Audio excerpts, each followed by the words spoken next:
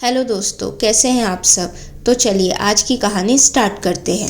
आज मीरा की शादी को 2 साल पूरे हो गए थे, पर उसके मन में कोई भी खुशी नहीं थी।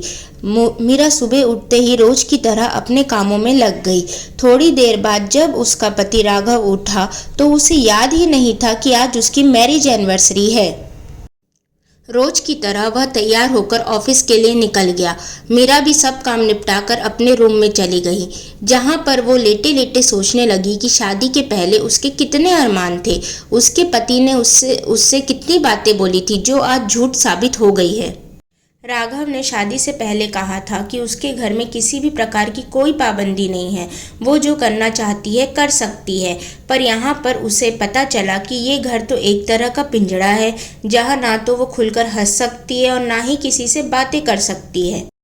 राघव के माँ बाप भी आया जाया करते थे, पर जब भी वे आते थे तो दोनों पति पत्नी के बीच झगड़ा करवा कर ही जाते थे। राघव के पेरेंट्स बहुत ही पुरानी सोच के लोग थे। उन्हें बेटा बहू का कहीं भी बाहर जाना, बहू का साड़ी के अलावा कुछ पहनना, फोटोज़ लेना आदि कुछ भी पसंद नहीं था। धीरे धीरे वो ये सब समझ चुकी थी कि अगर वो किसी से कुछ भी कहेगी तो उस दिन घर में झगड़ा जरूर ही होगा। इसलिए मीरा ने धीरे धीरे चुप रहना सीख लिया।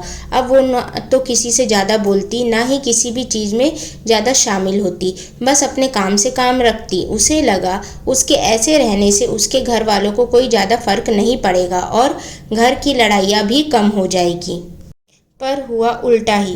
उसके सास ससुर को लगता कि बहू को उनसे बात ही नहीं करनी है और वो अपने बेटे के मन में अपनी बहू के खिलाफ गलत बातें भरते रहते, और उनका बेटा भी उनकी बात को सही मानकर अपनी ही पत्नी से लड़ता और उससे लड़ाई करता। मीरा को समझ ही नहीं रहा था कि वो इस घर में कैसे रहे। इसी कारण राघव और मीरा के बीच की दूरियां बढ़ती ही जा रही थी। मीरा अपनी सफाई में कुछ भी कहने को करती तो राघव द्वारा उसे या तो अनसुना कर दिया जाता या फिर अपने माँ बाप के खिलाफ कुछ बोलने पर उससे लड़ाई की जाती। धीरे धीरे उन दोनों के बीच में तनाव बढ़ता ही जा रहा था।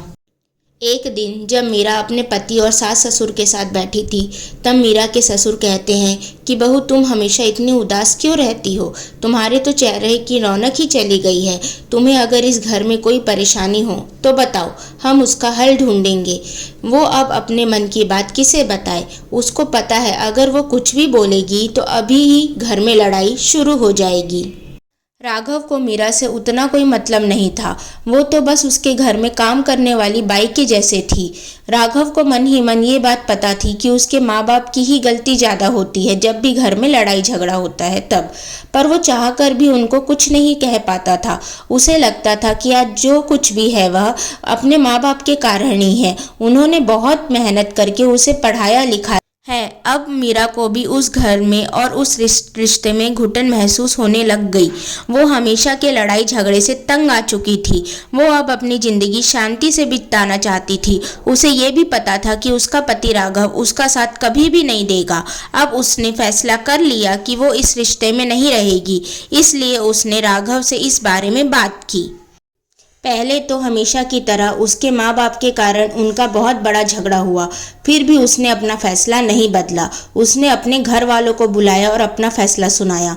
मीरा के माँ पापा आज के ख्यालों के और समझदार लोग थे। उन्होंने भी अपनी बेटी का साथ दिया और उसे उसके ससुराल से लेकर आ भी गए।